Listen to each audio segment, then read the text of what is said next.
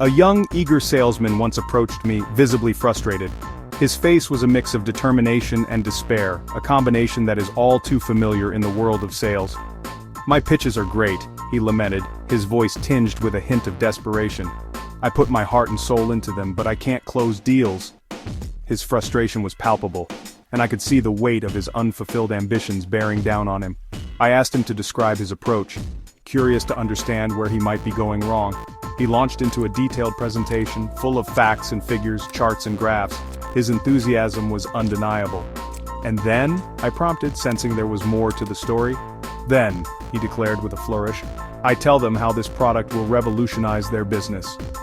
His eyes sparkled with conviction, but his mistake was clear to me. He was so busy selling that he forgot to let the customer buy. He was presenting a monologue, not engaging in a dialogue. He wasn't letting them discover the value for themselves to feel like the idea was theirs. He was pushing his vision without considering their perspective. This, my friends, is the heart of persuasion. It's a delicate dance, a balance between guiding and allowing. It's not about forcing your ideas onto others. It's about creating an environment where they can see the value themselves. It's about guiding them, planting seeds of thought and curiosity, and letting them blossom into convictions they believe are their own. When they feel ownership of the idea, they are more likely to act on it with passion and commitment. We humans have a deep-seated need for autonomy. We crave control, especially over our decisions. When we feel pressured, manipulated, or cornered, our defenses rise. We resist, even if the idea itself holds merit. But present an idea subtly, let the other person explore it, and something magical happens. They begin to internalize it. They find their own reasons for believing it. Their resistance melts away, replaced by a sense of ownership. And with ownership comes enthusiasm, commitment, and action. Remember, people support what they help create. This principle isn't limited to boardrooms and negotiations. It's woven into the fabric of our daily lives. Want your child to eat their vegetables? Instead of demanding, involve them. Which colorful veggie should we try tonight? Suddenly, they're not just eating broccoli, they're making healthy choices. Or imagine a barista suggesting a new coffee blend. Instead of a hard sell, they ask, "Are you feeling adventurous today?" We have this new Ethiopian roast with hints of citrus. By framing it as a journey of discovery, the customer feels empowered, more likely to try something new. These seemingly small interactions highlight a profound truth. Influence is often most effective when it feels like a choice, not a command. History is replete with examples of this principle at work. Consider Benjamin Franklin, a master of persuasion. He rarely argued directly. Instead, he asked insightful questions, leading others to arrive at his desired conclusion as if it were their own. Even in the realm of grand ideas, ownership reigns supreme. When Mahatma Gandhi led India to independence, he didn't force his vision on the masses. He presented a compelling dream, a vision of self-rule that resonated with the deepest desires of the Indian people.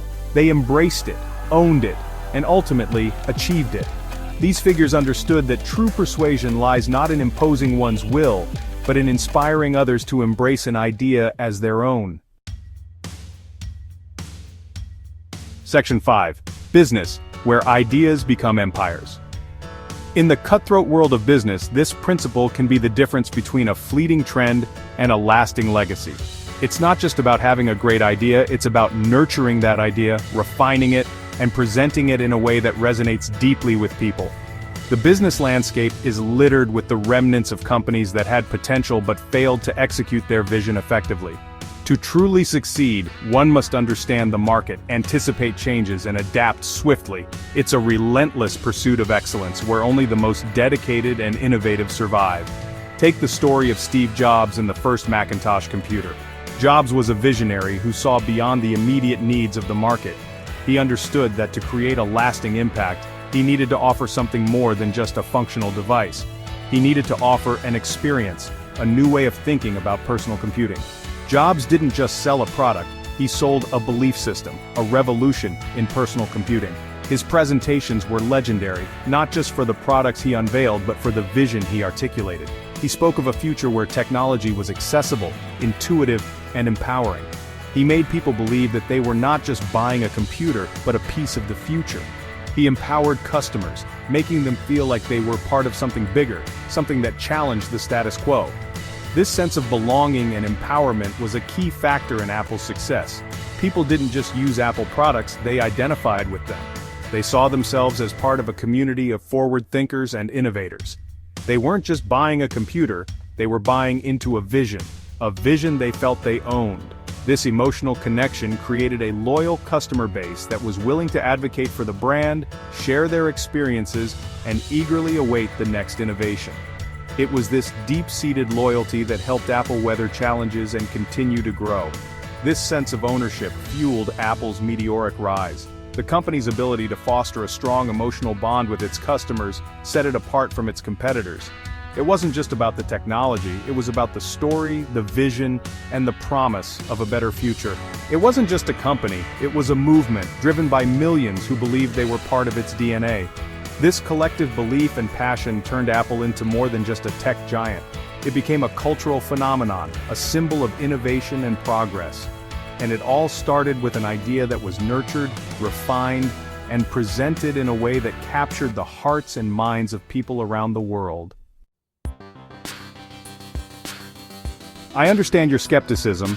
It's a common concern, especially in competitive environments where recognition can make or break careers. You might be thinking, if I let others take credit for my ideas, won't I be overlooked? This is a valid question, and it's one that many professionals grapple with daily. Let me share a conversation I had with a young entrepreneur named Sarah. Sarah was ambitious, driven, and full of innovative ideas, but she was also worried about her contributions being overshadowed. "Dale," she said, "I love this approach, but what about recognition? How do I ensure that my efforts are acknowledged and that I get the credit I deserve? I deserve credit for my ideas." This was a sentiment she expressed with conviction, and it's one that resonates with many of us. "Of course," I replied, "but consider this. What if the true value of your ideas isn't just in the recognition you receive, but in the impact they create? What brings you more satisfaction? Is it the immediate pat on the back, or is it seeing your idea come to life, embraced with enthusiasm and making a real difference? A pat on the back or seeing your idea come to life, embraced with enthusiasm?" Sarah pondered this. She realized that the ultimate reward was not just in the acknowledgement, but in the success and impact of her ideas.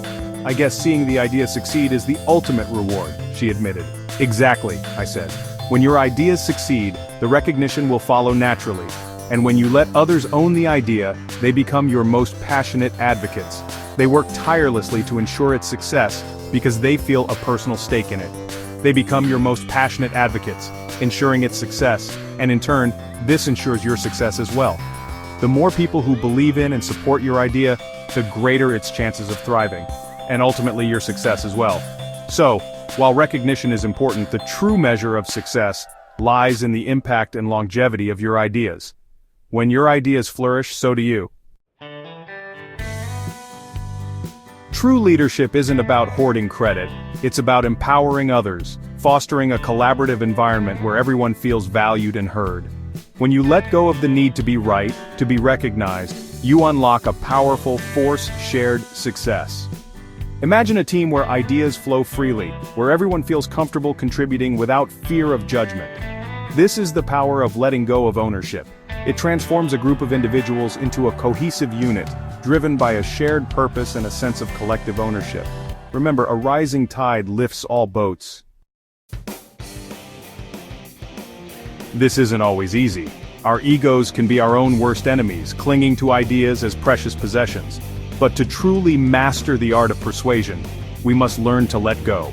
We must trust that our ideas, when planted in fertile ground, will flourish beyond our wildest expectations. Think of it as planting a seed. You can't force it to grow.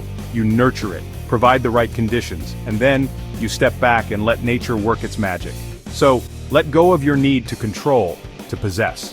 Embrace the power of shared ownership and watch your ideas blossom into something truly remarkable.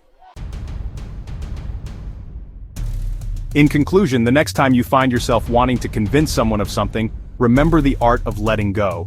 Guide, don't push. Suggest, don't dictate. Plant the seed and let it grow. Embrace this principle and you'll unlock a world of possibilities. You'll become a more effective communicator, a stronger leader, and a master of persuasion. But most importantly, you'll foster genuine connections, built on respect, collaboration, and the shared joy of bringing great ideas to life. Go forth and inspire, and